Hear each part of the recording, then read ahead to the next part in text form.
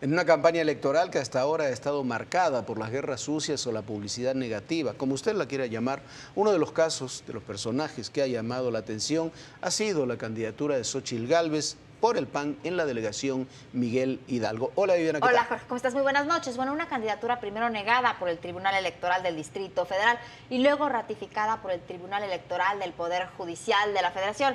Hoy está con nosotros Xóchitl Gálvez. Qué gusto que estés con nosotros, Xóchitl. Hola, Viviana, qué gusto. Buenas noches. Hola. Hola. Muy controvertida esta presentación tuya a la delegación Miguel Hidalgo. Pues mira, la verdad es que yo les dije desde un principio que me asistía la razón, que ese código electoral era inconstitucional.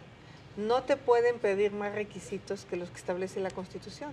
Entonces, cuando los legisladores hacen ese código, el 294, pues exceden y entonces estaban violando mis derechos constitucionales a votar y ser votada. Y hoy, afortunadamente, los tribunales son más pro persona.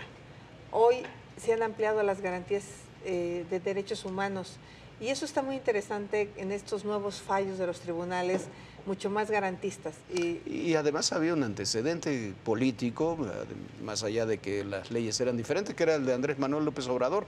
López Obrador, ahí sí no tenía ni residencia, ni credencial de elector en el Distrito Federal en el año 2000 y fue candidato y bueno, ya sabemos todo lo que ocurrió después, ¿no? Sí. Claro. Sí, lo que yo siempre aseguré y yo jamás me hubiera atrevido a competir si hubiera sabido que yo no vivía aquí en el Distrito Federal.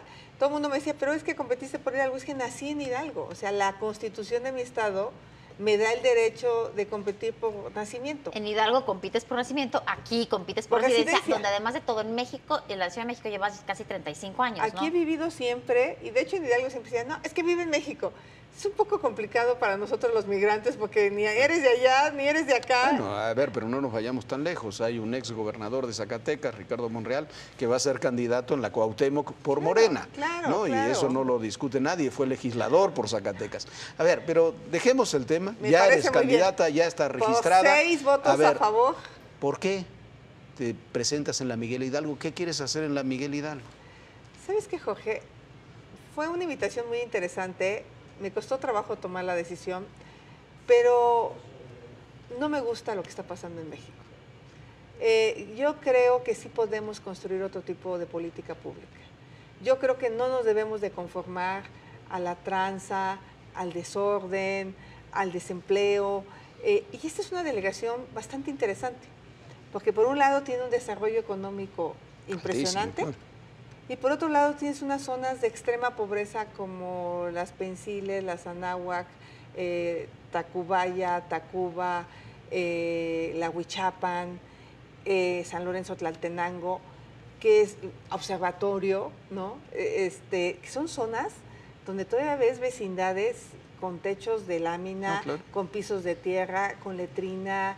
Y yo sí creo que mi visión empresarial va a ser muy interesante. El PRD se ha dedicado a hacer una política totalmente asistencial. Su tarjeta esta de la protectora, ¿no? Que pues es como todos los programas, como un control político. ¿La piensas cambiar, no, a la renovadora? A la impulsora. La impulsora. A mí me interesa muchísimo que la gente tenga capacitación en competencias laborales. Lo que más pedimos los empresarios para contratar a una persona es que tenga un perfil que te seas fácil de contratarlo. Entonces, solo el 38% de la gente de Miguel Hidalgo trabaja en Miguel Hidalgo. El otro porcentaje viene de fuera, viene de Catepec, viene de Tlalnepantla.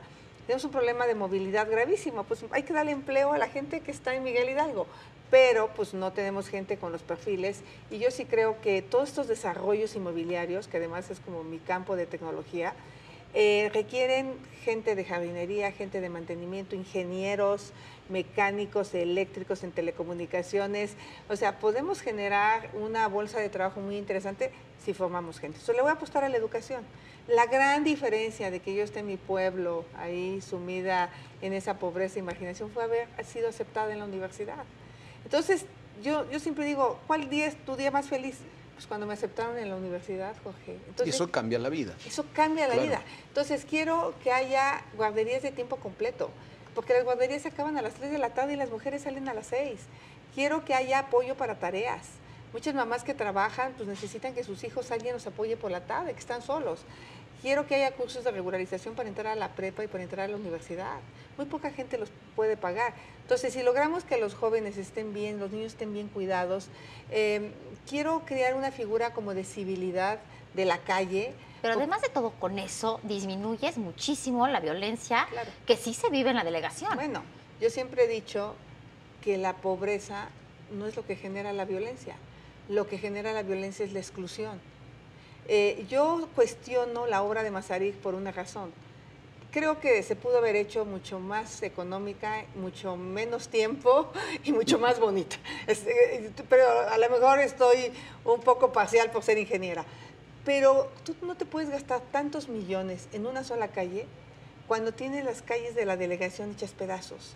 A ver, también como ingeniera has dicho que quieres utilizar, por ejemplo, entre otras obras que has dicho que es mucho más interesante que, por ejemplo, la obra de Masaryk, es hacer obras para captación pluvial y que se puedan hacer otras cosas. Sí, hoy es el Día de la Tierra y entonces en esta delegación todavía tenemos áreas verdes muy interesantes.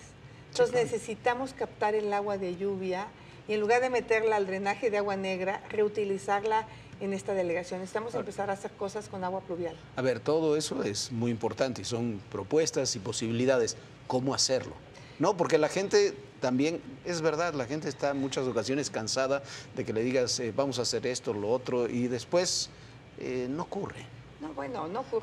¿Cómo hacerlo desde una delegación que es parte de un gobierno que tiene relaciones presupuestales, de control muy específicas, pero ¿no? siendo honestos, Jorge, Sí, claro. Cuando tú eres honesto, el dinero te alcanza para muchísimas cosas más. Hoy tenemos a unos políticos más preocupados por mantener estructuras electorales afines a ellos, comités, operadores políticos que cobran en una nómina muy secreta de la delegación, pero no están preocupados por generar desarrollo, están preocupados por tener gente con los programas sociales y eso de entrada es un problema. Segundo, hay una cantidad de ingresos autogenerados que no entran, por ejemplo el ambulantaje. Nos echamos toda la bronca del ambulantaje, que son como entre 25,000 y 28,000 ambulantes y solo he registrado 6,000. Los otros 18,000 le pagan a un líder, le pagan a un funcionario y es un recurso público que nos genera problemas porque nos genera basura, nos genera que tapen las coladeras y ese dinero no entra a la delegación. Okay. Entonces, tenemos muchísimo desvío de recursos y esta es una delegación rica.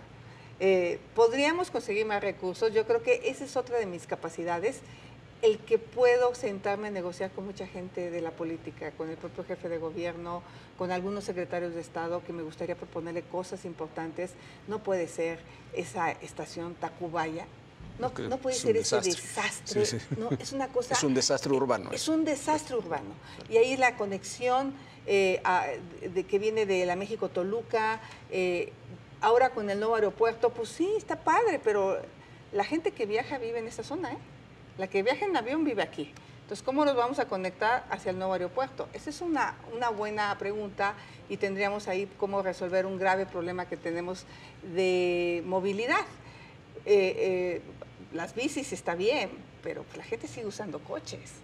Y a la gente hay que darle una solución para los automóviles. Sigue sin tener transporte público. Totalmente. Al nivel que requiere. Entonces generamos toda una zona de desarrollo mobiliario muy interesante en las Granadas, pero no tenemos transporte público. Entonces soy una mujer acostumbrada a tener proyectos de gran visión y sobre todo a conseguir los recursos públicos y sí estoy convencida que si manejamos de manera honesta y transparente vamos a lograr cosas. Voy por una delegación tecnológica. Si no es en esta, no hay otra.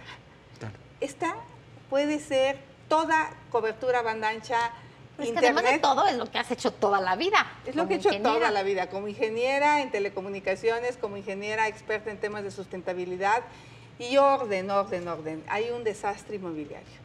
Bueno, el bosque de Chapultepec, no están construyendo a veces predios, casas ahí muy cerca. Se están robando las áreas verdes por el cochupo, por la corrupción, por la inmoralidad. Entonces, mira, yo ya manejé cientos de millones de pesos en el gobierno de Fox, cientos de millones.